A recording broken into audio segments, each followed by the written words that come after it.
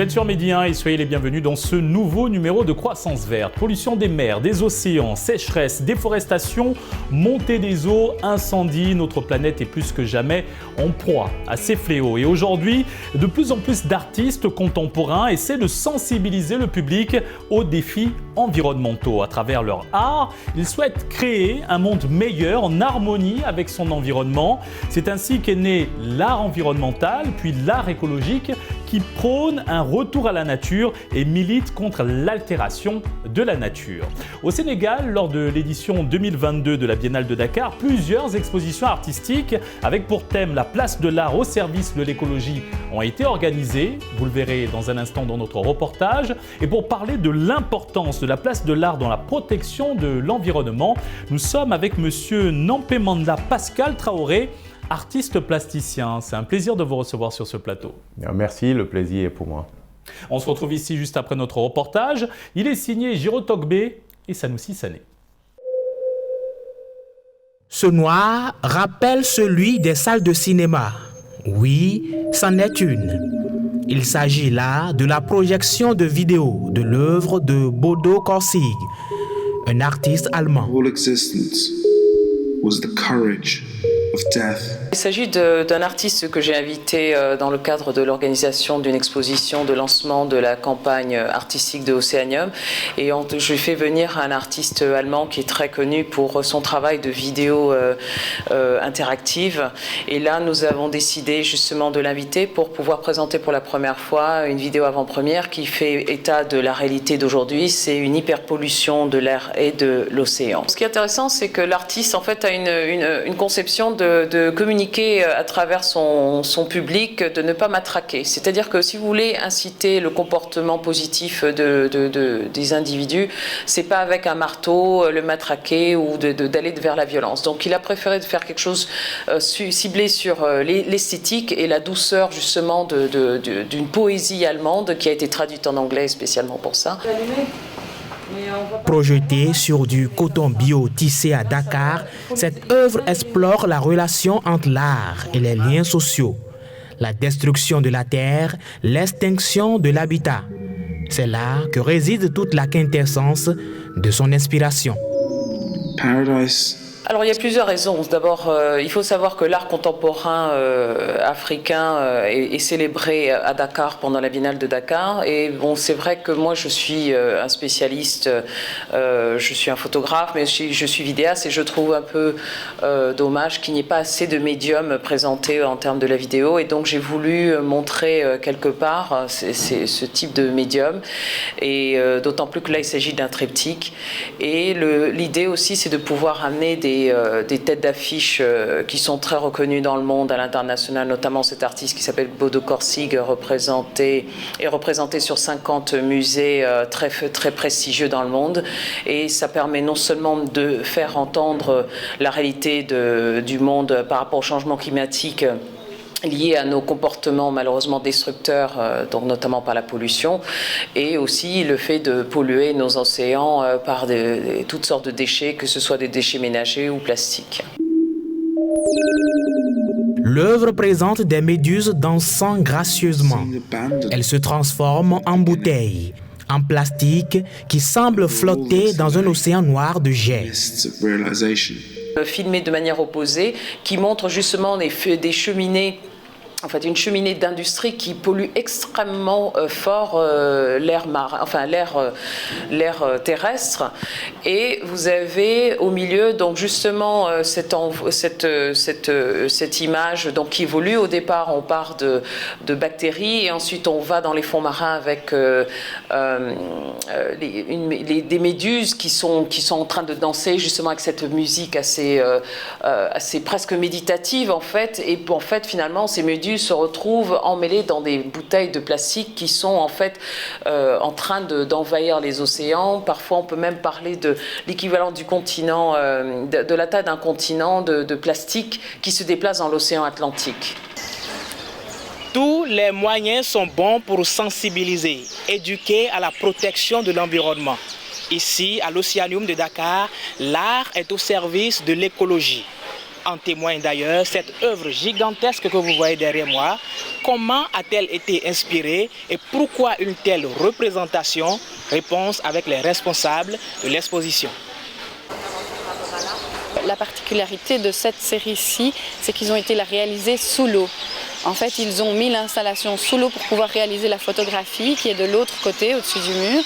Et là, donc, ils ont remis en scène le personnage qu'ils ont photographié sous l'eau avec son costume. Voici le personnage mythologique créé par l'artiste Fabrice Monteiro, suite à la photographie d'une scène effectuée sous l'eau. Des esprits aux formes humaines qui émergent de nappes de pétrole, de dépotoirs pour délivrer un message d'avertissement et de responsabilisation à l'humanité. Le résultat, c'est vraiment une sensibilisation, c'est vraiment une action en fait, qu'il y a un passage à l'action, à la conscientisation et que ça aide au passage à l'action, notamment dans des zones comme Gorée ou ici la baie de l'Océanium. C'est vrai que de plus en plus, on voit que par ces actions groupées, les actions que l'ONG mène aussi de collecte de déchets, qui sont parallèles à ces activités artistiques et que tout ça ensemble se renforce pour vraiment conscientiser la population et peut-être aussi les pouvoirs publics à faire davantage. Les œuvres de Fabrice, The Green Project ou encore The Prophecy poursuivent un seul but, promouvoir des actions vertueuses en faveur de l'environnement. Pendant des semaines. Alors là, c'est pour sensibiliser vraiment à la mangrove et de la même façon, la nouvelle série qui est juste au-dessus de nous, qui s'appelle The Green Project, sensibilise vraiment à l'océan et à l'action de l'homme sur son environnement. Cette installation qui est juste derrière moi, elle porte sur la mangrove. Elle fait partie d'une série qui s'appelle The Prophecy et qui va être une série de photos de 25 projets. Et celle-ci, c'est le 15e projet qui a été réalisé sur la thématique de la mangrove. Alors, il a réalisé la sculpture que vous voyez là, l'installation avec un artiste sénégalais qui s'appelle Doulsi. Et après, il organise toute une mise en scène pour réaliser les photos que vous voyez juste derrière l'installation. C'est des artistes engagés qui ont décidé de proposer des œuvres en lien avec la protection de l'océan. Donc Fabrice, il a travaillé donc sur la thématique de la mangrove et des filets perdus, avec donc les deux statues qu'on a derrière. Donc c'est un homme mangrove, c'est un guerrier de la mangrove et un guerrier filet pour nettoyer les océans. Donc c'était pour sensibiliser un peu sur ces points-là. Ensuite, on a Antoine Bertin qui a fait donc la structure qui s'appelle Conversation métabolique, qui parle en fait de l'importance des phytoplanctons. Et ensuite, on a la troisième œuvre donc de Bodo, qui est un artiste allemand international et qui donc lui a travaillé sur le lien entre la pollution et les organismes vivants marins. Donc la problématique de la pollution sur ces organismes-là. Et donc nous, on voulait montrer ces trois aspects-là, parce que c'est des aspects très importants ici au Sénégal, la pollution, puisqu'on se rend compte que on n'a qu'une seule décharge à ciel ouvert qui se déverse dans la mer à Dakar. Donc la baie de Dakar, elle est polluée, on en trouve de tout. Et c'est pour ça que nous, on fait des opérations de nettoyage de l'océan. Donc ces œuvres, c'était aussi pour valoriser nos actions. On travaille beaucoup sur la mangrove et au Sénégal, on a quand même une des mangroves les plus importantes d'Afrique de l'Ouest. Donc on voulait sensibiliser sur l'importance de la mangrove et du lien entre l'homme et la mangrove.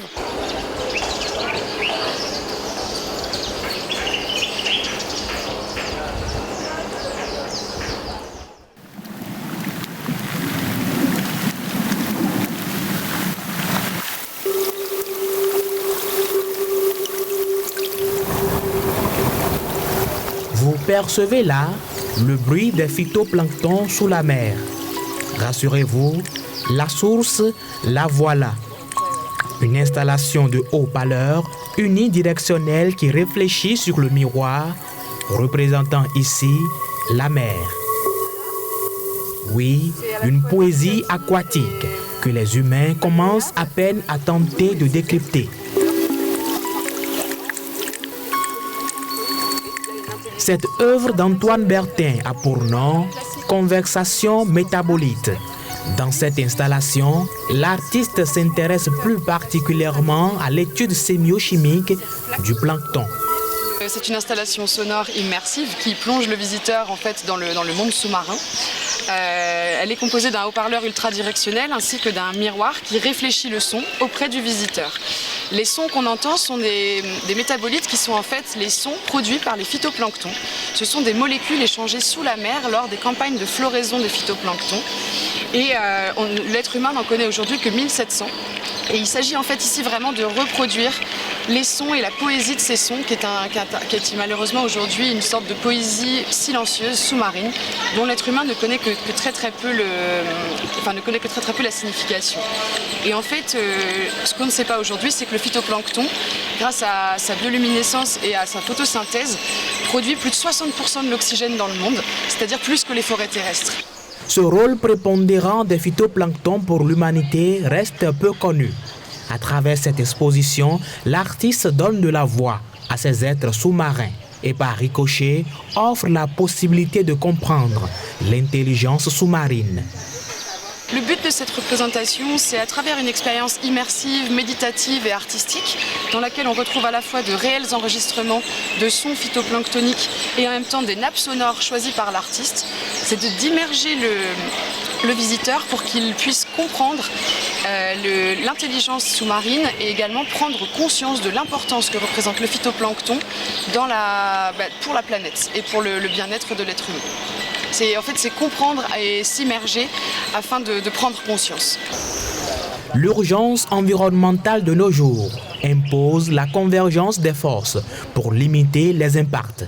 Pour cette raison, les artistes participent à leur façon à la régénération des ressources naturelles. Pour nous, c'est hyper important parce qu'en fait, l'art, ça touche à un secteur, plein de personnes différentes en fait. Ça peut toucher les adultes, les enfants, les personnes âgées, l'international, des gens qui ne parlent pas français. Parce que finalement, pour comprendre l'art, des fois, on a juste besoin de le voir et de l'interpréter de notre manière. Donc pour moi, les artistes, ils ont un message très important à faire passer.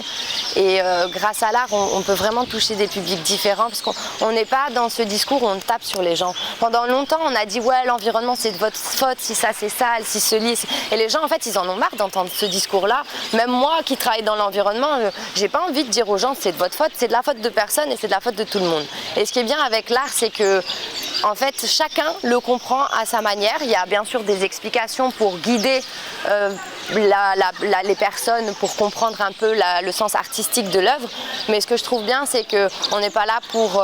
voilà, chacun a son interprétation et va comprendre et va voir. Aussi, le visuel est très important dans l'art, je trouve. À Dakar, c'est vrai que comme on n'avait pas cette culture de musée, de visite, d'exposition, on assiste quand même à un véritable engouement. C'est que le public, quand vous faites une exposition avec un vernissage, ça déplace les personnes.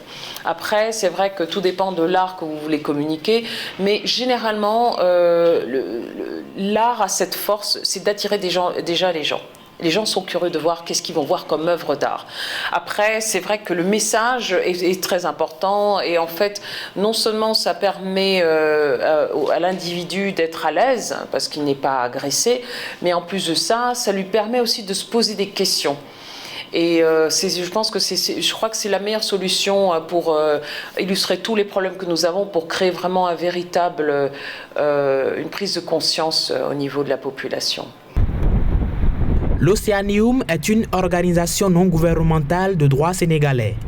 L'une de ses missions actives est de restaurer l'équilibre environnemental par ses équipes et volontaires, les institutions de l'État du Sénégal, les chercheurs et scientifiques spécialisés dans son domaine de prédilection. De retour sur le plateau de Croissance Verte et nous sommes avec Monsieur Nampé Mandela Pascal Traoré, artiste plasticien. Monsieur Traoré, en tant qu'artiste, que vous inspirent ces œuvres artistiques présentées dans le reportage et qui sensibilisent sur la protection de l'environnement? Alors, ces œuvres présentées dans le reportage m'inspirent beaucoup. Elles m'inspirent une réflexion sur notre environnement. Elle inspire une attention que nous devons porter sur les eaux, tout ce qu'on produit, tout ce que l'industrie d'aujourd'hui produit, où est-ce que ça finit, notamment le plastique. Très intéressante cette proposition sonore, cette installation sonore qui nous font entendre le son des microplanctons et des phytoplanctons plutôt, et qui nous donne un peu tout ce qu'ils apportent comme oxygène à l'humanité. Ouais, je trouve que c'est la place aussi de l'art aussi dans tout le dispositif entre les industriels, je veux dire, tous les métiers, tous les corps de métier, et puis eux, leur place, qu'est-ce qu'ils peuvent tirer de tout ce qui existe pour porter leur message, pour faire passer leur message. Vous aussi, vous travaillez beaucoup sur l'environnement. Qu'en est-il de vos œuvres et de quoi traitent-elles pour la plupart? Quel domaine environnemental traitez-vous? Alors moi, je travaille beaucoup sur toute la question de la surproduction et de la surconsommation. Parce que peut-être que ça vient de mon parcours, parce que dans une autre vie, j'ai été directeur artistique en agence de publicité, donc j'ai vendu beaucoup de produits industriels, même quand j'y croyais pas. Et je me suis rendu compte à un moment que c'était plus ma vie, donc j'ai embrassé les arts plastiques à plein temps. Et donc la surconsommation pour moi et la surproduction sont liées. On surproduit, et la télévision nous le survend et on surconsomme, mais après, qu'est-ce qui reste des déchets?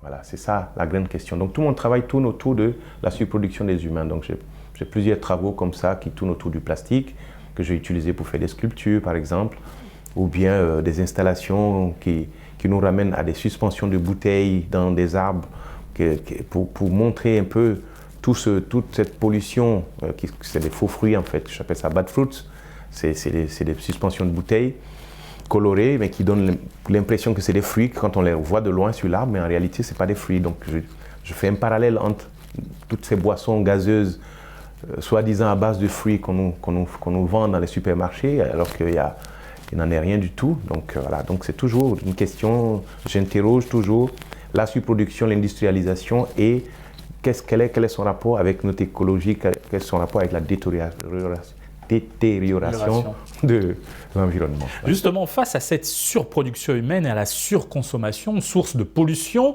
quel rôle des artistes pour revoir l'attitude humaine? Alors, le rôle des artistes, c'est un peu comme le rôle de tous les autres, je pense. Je pense que c'est un peu, je vais reprendre un peu ce mouvement créé par Pierre Rabhi, cet écologiste qui a créé ce mouvement colibri. Voilà, c'est que si on veut changer une dynamique sociétale, il faut commencer par transformer les individus, que chacun à sa petite porte puisse faire un pas. Et les artistes doivent aussi faire leur pas. Ils doivent aussi, comme les industriels ou des politiques qui, à un moment, se rendent compte qu'on est allé trop loin, on s'arrête là, ou bien on trouve des solutions alternatives à cette situation. L'artiste aussi, donc en observant tout ce qui se passe autour de lui, en essayant de récupérer certains objets. Il y a beaucoup d'artistes qui font de la récupération, qui travaillent beaucoup sur des matériaux qui sont censés être très polluants et qui les réintègrent dans un circuit, ou bien comme le plastique, tout le travail qu'on a vu avec cette belle installation de Montero et d'autres. Donc je pense que l'artiste, oui, il joue son rôle, comme le colibri, comme il fait sa part. Alors Monsieur Traoré, concrètement, que peut l'art face à la crise écologique? Là, l'art va continuer à jouer son rôle de poser sur la table des questions. Parce que c'est ça pour moi, l'art ne fait que questionner. Parce que face à une œuvre d'art, chacun a son interprétation. Donc ça veut dire que l'art nous met en situation de nous interroger nous-mêmes sur une question qui nous est posée. Et généralement, quand on s'interroge, on a des pistes de réponse, mais on a encore de nouvelles questions qui ressurgissent. Donc je pense que l'art va continuer son rôle. Son rôle, c'est ça d'ailleurs. Son rôle, c'est de se saisir des problèmes qui existent et de pouvoir les poser en termes esthétiques, en termes de nouvelles réflexions, et puis avec des fenêtres ouvertes sur des possibilités. Donc oui, là c'est ça. Parce qu'on n'est pas des industriels, on ne peut pas arrêter de produire le plastique. On ne peut pas aussi passer par des politiciens pour organiser des marches contre la pollution. Mais oui, poser le discours, amener les gens à une réalité. Oui, nous vivons dans un environnement où, effectivement, si on n'arrête pas certaines attitudes, certains comportements, on n'ira pas bien loin. Parlez-nous de l'émergence de cette nouvelle forme d'art, l'art environnemental et l'art écologique. Qu'en est-il? C'est un peu comme quand dans la politique, on a entendu un jour le mouvement des Verts. Moi, je me rappelle, j'étais très jeune, je me posais la question, mais comment les écologistes, pourquoi un parti politique des écologistes? Parce qu'on ne se rendait pas compte, en fait, qu'on avait poussé le bouchon trop loin dans la pollution. Et c'est les mêmes choses, c'est des réflexions qui, à un moment donné, arrivent et qui disent oui, il faut qu'on puisse poser des postulats autour de certaines questions. Et oui, l'art écologique, pourquoi pas? C'est bien parce que tout ça, c'est des questions de spécialisation après. Mais donc, oui, il a sa place et il faut que tous ceux qui s'y penchent continuent aussi tout leur travail, mais que ce travail aussi soit porté par les médias, soit porté par des mécènes qui puissent le mettre au cœur de certaines réflexions, que ça puisse arriver à l'oreille des industriels, à l'oreille aussi des politiques. Voilà. Aujourd'hui, beaucoup d'artistes s'intéressent au recyclage d'objets pour créer des œuvres d'art, des œuvres qui choquent parfois un public souvent habitué à une forme plus classique de l'art. Quelle est l'importance du recyclage dans l'art? Le recyclage dans l'art, il est hyper important parce que ce qui est intéressant dans le recyclage dans l'art, c'est qu'après, pour recycler dans l'art, on n'a plus besoin d'une énergie nouvelle. Recycler dans l'industrie, oui, il faut repasser dans des hauts fourneaux ou repasser dans une autre machine qui a besoin d'électricité, d'énergie pour tourner. Alors que le recyclage dans l'art, c'est l'énergie organique, humaine, qui va faire tout le travail, c'est la matière grise. Et c'est ce qui est intéressant dans ce recyclage. Il est toujours hyper intelligent d'ailleurs, parce que moi je vois beaucoup de productions qui arrivent à ressortir des objets censés finis, donc en durée de vie, et puis les remettre dans un circuit. C'est comme quand on revenait à l'époque où encore l'humanité fabriquait des choses qui devaient durer 100 ans. Donc on réparait les lits, on réparait les vélos, on réparait tout. Et aujourd'hui, on est dans un monde du jetable. On répare de moins en moins. Un réfrigérateur, il est vieux, on le change. Donc oui, je pense que l'artiste se retrouve dans cette situation où il perpétue quelque chose qui est, je crois, chez l'humain, quelque chose qui est hyper important. C'est la relation avec un objet qu'on a fait et qu'on souhaiterait garder pendant longtemps ou transmettre à une génération future. Et l'œuvre d'art, elle est bien faite pour ça. En tant qu'artiste, quels sont vos projets à venir dans le domaine de la sensibilisation sur l'écologie et la protection de l'environnement? Alors mon plus gros projet, c'est installer un espace d'art. Un espace d'art qui serait déjà hors d'une grande ville.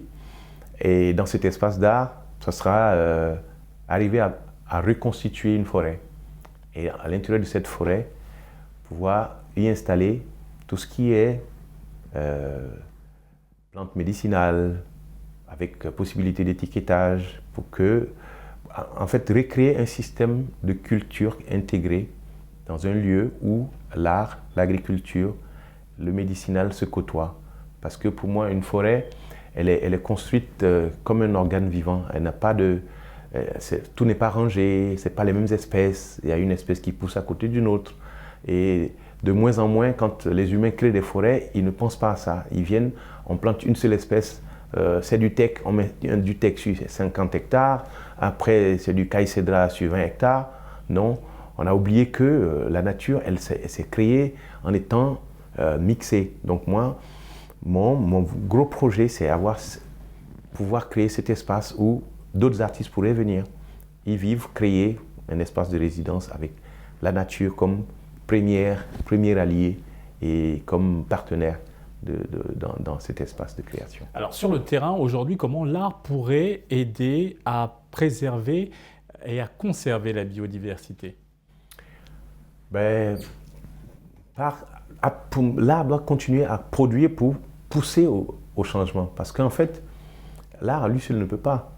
Il faut que les productions artistiques qui traitent de ces questions continuent d'exister et continuent d'aller plus loin dans la réflexion, en utilisant les données scientifiques qui existent. Parce que de plus en plus, la science a prouvé, il y a beaucoup d'études qui ont prouvé certaines choses, donc effectivement que les artistes se saisissent de ces résultats.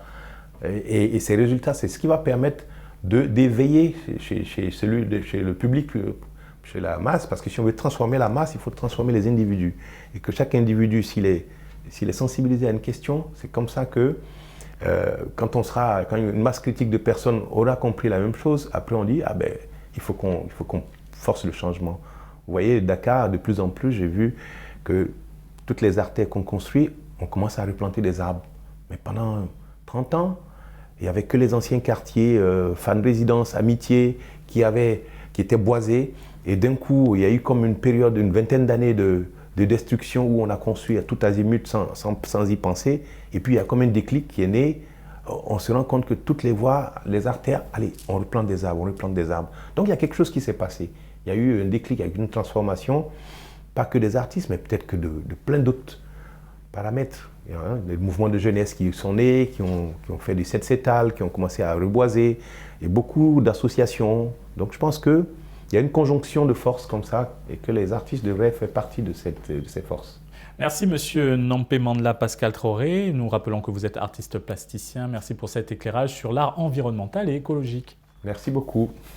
Et merci à vous d'avoir suivi cette émission. Très bonne suite des programmes sur Média.